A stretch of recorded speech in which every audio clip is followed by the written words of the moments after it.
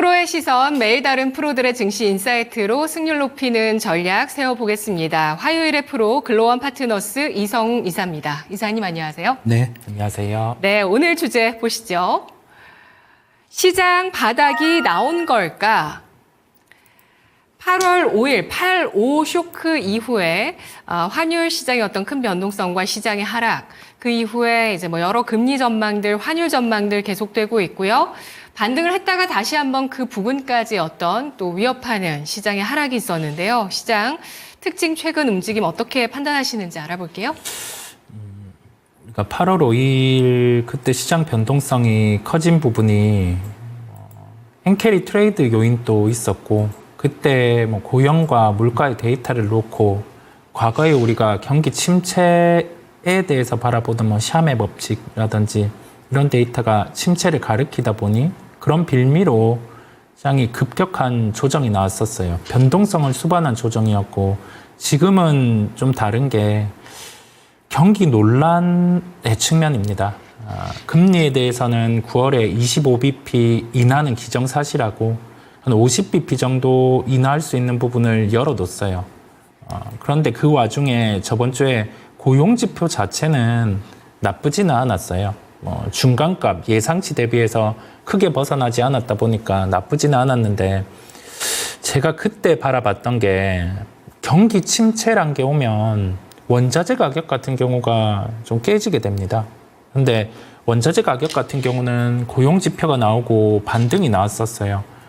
그래서 생각한 건 그날 이제 12시에 연준위원회 발언 다음에는 블랙아웃 기간에 들어가다 보니까 미국의 시장 참여자들 같은 경우도 나올 수 있는 가격 지표는 다 나왔고 고용 자체도 나쁘지 않았다 보니까 매수를 해주지 않을까라는 생각을 했어요. 그 매수 중에 경기 민감한 테크가 매수가 들어오면 그러면 단기적으로 바닥이 나올 수 있겠다라는 생각을 했는데, 미국 시장이 개장을 할 때 변동성 지표 같은 경우가 올라왔어요. 변동성 지표 같은 경우가 상승이 나타나면서 시장 참여자들이 좀 주저를 했던 것 같습니다. 그래서 거기에서 시장은 반등이 못 나오고 12시에 연준위원회 발언에 매파적인 성향이기는 했지만 그렇게 강하지도 않았어요. 50bp 같은 경우 9월에 열어둔다라고 하면서 시장이 그때 조정이 나왔어요. 조정이 나오고 우리나라 시장 월요일 때는 개파락하고,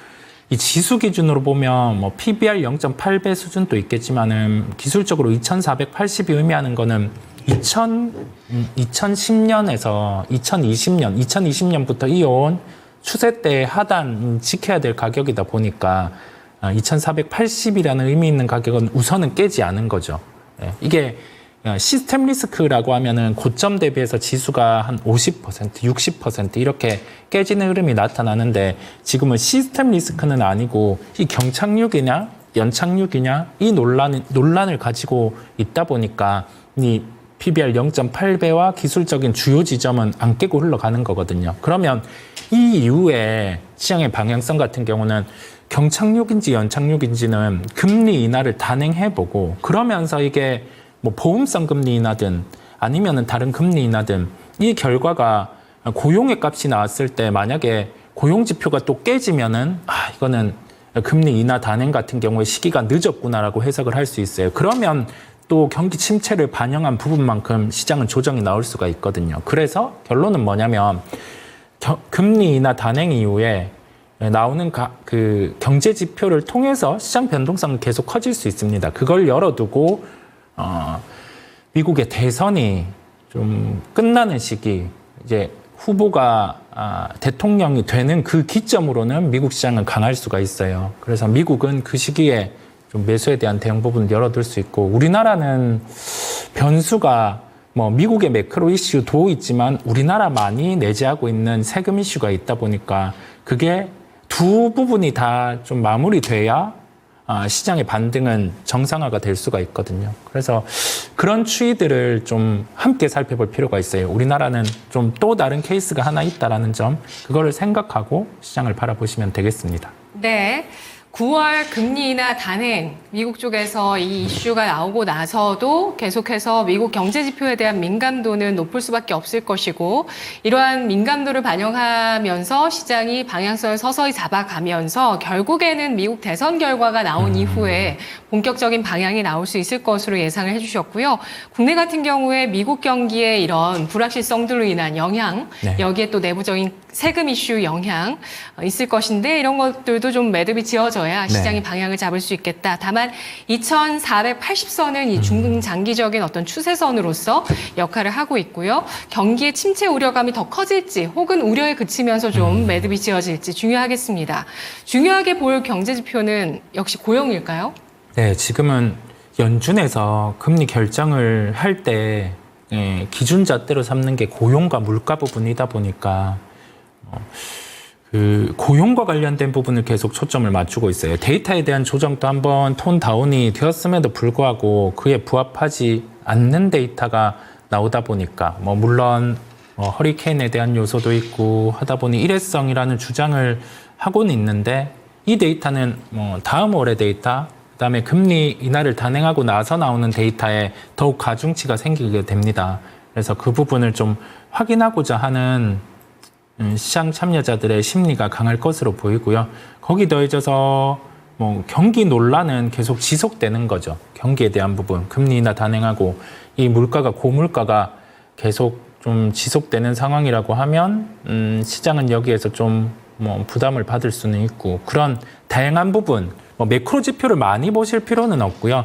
여기에서 경기 침체가 오는 요인이 있다라고 하면 유가가 WTI 기준 60불을 강하게 깨고 내려올 거예요. 네. 그 부분의 기준 하나, 그다음에 구리 가격이 신저가 형태로 밀린다거나 그 부분을 하나 확인을 해보고, 그다음에 달러와 같은 경우의 흐름이 지금은 금리 인하를 반영한 강달러 추이에서 약간 약달러 톤으로 흘러가는데, 다시금 강달러로 흘러갈 때는 이 달러 같은 경우도 경기 침체를 좀 가리키고 있구나. 그걸 같이 좀 받아들이면서 시장에 주요하게 살펴볼 가격 지표는 원자재에 대한 흐름과 함께 달러에 대한 흐름, 물론 엔화도 그렇겠고요. 그렇게 두 개를 중점으로 살펴보시면 되겠습니다. 네, 고용과 물가, 그리고 유가와 구리, 또 달러 인덱스, 또 엔화까지도 지켜볼 중요한 지표들이라고 짚어주셨는데요. 주식 비중 지금 늘릴 때일까요? 줄일 때일까요? 줄일 필요는 우선은 없어요. 그 다음에 다만 현금이 있으시다라고 하면 급하게 늘릴 필요도 지금은 없습니다. 어제 기준으로 지수는 좀 이렇게 하방을 잡아주는 형태가 나왔어요. 다만 아직 부족한 게, 거래량 측면에서도 큰 거래가 발생하면서 반등이 나왔다라고 하면 이게 그래도 좀 바닥을 잡아주는 형태라고 할 수가 있겠는데, 바닥이 나왔다라고 할 수가 있겠는데, 쉽게 바닥을 잡아주는 형태가 지금은 나오고 있다라고 보면 될 것 같아요. 계속 저점을 테스트가 할 수 있는 거죠. 그러면 가깝게 주간 기준으로는 개파락할 때는 매수에 대한 부분은 열어둘 수 있어요. 가격 복원력이 2480 기준으로는 빠를 테니까 그런 부분을 열어둘 수 있는데, 우리가 연휴에 대한 특성, 불확실성, 연휴 중에 FOMC 회의도 있고 하다 보니까 여기에서 좀 급할 필요는 없다라는 점을 말씀을 드리고, 매도에 대한 부분에 실익이 없다라는 점은 뭐냐면, 지수단에서도 이제 어제 개파락을 했을 때, 오늘도 아직 복원이 나타나고 있지는 않지만 과매도권에 지수가 진입을 했어요. 거래소 코스닥 모두. 그렇다 보니 여기에서 반등이 나타날 때는 빠르게 반등이 나올 수 있는 구간입니다. 종목 과매도권에 진입한 종목 시총상이라고 하더라도 하루에 5% 정도도 올라올 수 있고, 중소형주는 하루에 20%도 올라올 수 있는 구간까지 과매도가 나와 있다 보니까 매도에 대한 실익 없다라는 말씀을 드립니다. 네, 주식 비중을 늘려서 어떤 그 비중을 확정하기보다는 과매도, 지수와 종목의 과매도 구간을 노리는 전략 필요하겠다고 말씀해 주셨는데요. 주목할 업종 종목 알아보고 투자 전략 세워보도록 하겠습니다. 우리 채팅창에서는 지금 시청자분들께서 네. 삼성전자라든지 2차전지 네. 이런 쪽에 좀 기회비용에 대해서 좀 많이 우려하시면서 지금 매수해도 괜찮은 건지, 진단이 지금 필요한 거 아닌지 이런 걱정들을 많이 하시는데요. 투자 전략 세워주시죠. 시계열을 좀 넓게 가지고 가면 삼성전자 같은 경우가 월간 기준으로 60선이에요. 기술적인 부분을 오늘 좀 평소보다는 많이 말씀드리는데 주요한 가격대거든요. 이게 66,000원 가격입니다. 이거를 이탈했을 때 보통 길게는 한 8개월 정도 회복 못한 적도 있기는 해요. 예. 그런데 대부분은 이때 단가보다는 시간이 뭐 8개월 이상 지났을 때는 그 이상의 주가가 위치를 하고 있었어요. 자, 기술적인 면 하나. 그 다음에 우리가 HBM이라는 요소를 대입한 이 반도체 사이클을 제거를 하고 보는 겁니다. 제거를 하고 보면 과거의 반도체 사이클과 지금 삼성전자의 PBR 밴드를 쫙 대입을 해보면요. 지금의 삼성전자의 PBR 수준은 과거의 반도체 사이클의 불황 정도까지 빠져 있어요. 불황 정도까지 빠져 있다라는 거는 지금의 사이클이 8분 능선을 넘었든 이게 꺾였든 상관없이 불황의 PBR 정도까지 하락을 해 있는 거다 보니까 가격 메리트가 발생을 하는 거죠. 66,000원이라는 가격 기준으로는. 그렇다 보니까 시기열을 늘려서 여유가 있으신 분들은 삼성전자 같은 경우를 뭐 아예 타이트하게 잡는다라고 하면 66,000원 이하에서는 매수를 해줄 수가 있는 거고요. 시기열을 늘려서 갈 필요가 있고 2차 전지 쪽 같은 경우는 한참 최근에 셀 쪽이 좋다라고 했는데 이 부분은 3분기의 실적 톤은 업이 됐었어요. LG에너지 솔루션 기준으로. 그런데 어제 그 21 시리즈 배터리 관련해서 원통형 부분 이게 큰 의미는 없어요. 뭐 캐즘 또 이런 부분으로 인해서 진행에 대한 부분이 테슬라에서 조금은 시기를 늦추는 부분들이 있는데 또 시장에서는 3분기 실적을 확인하려고 하겠고 LG에너지 솔루션은 기금 수급 같은 경우를 보셔야 돼요. 기금 수급이 중립 이하에 있던 비중을 시장을 따라가기 위해 중립 정도로 다 채웠다라고 하면 기금 매도가 나올 수가 있거든요. 그렇다 보니까 뭐 수급 중심으로 LG에너지 솔루션 같은 경우의 방향까지 함께 좀 살펴보시면 되겠습니다. 네. 관심 업종, 과매도에 놓여 있는 업종을 꼽아주실 걸까요? 네. 과매도에 놓여 있는 업종을 추려본다라고 하면 대표적으로는 IT 시가총액 상위입니다. 예. 시가총액 상위 SK하이닉스 15만 원 이하, 삼성전자 66,000원 이하. 이때에서는 가격 메리트가 강하게 발생하다 보니까 주가의 복원력도 빠를 수가 있겠고요.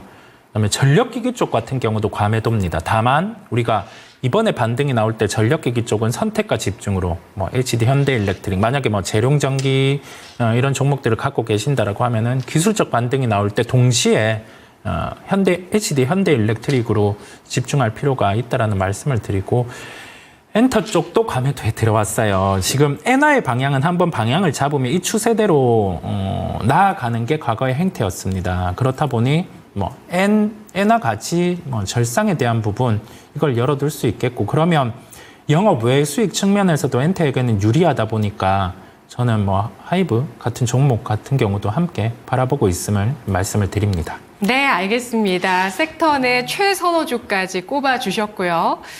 그리고 지금 시장 바닥이 나온 걸까라는 이 주제에 대해서는 금리 인하 이후에 고용지표 발표 네. 그 사이의 어떤 변동성에서 네. 좀 바닥이 출현할 가능성이 있겠다 이렇게 보시는 거죠? 네, 시장에 대해서 확인할 필요가 있다 보니 연휴 전에는 우리 자칫 어제 반등, 오늘 일부 반등이 나오다 보니까 급해지실 수가 있는데 급할 필요는 없음을 말씀을 드립니다. 네, 알겠습니다. 9월 중순 그리고 10월 초순 이 사이의 코스에서 시장의 변동성이 또 커질지 여부 한 차례 더 지켜볼 필요가 있겠다라는 점 확인을 해보면서 전략 세워봤습니다. 분석 잘 들었습니다. 이사님 고맙습니다. 네, 감사합니다. 네, 프로의 시선 이성웅 이사였습니다.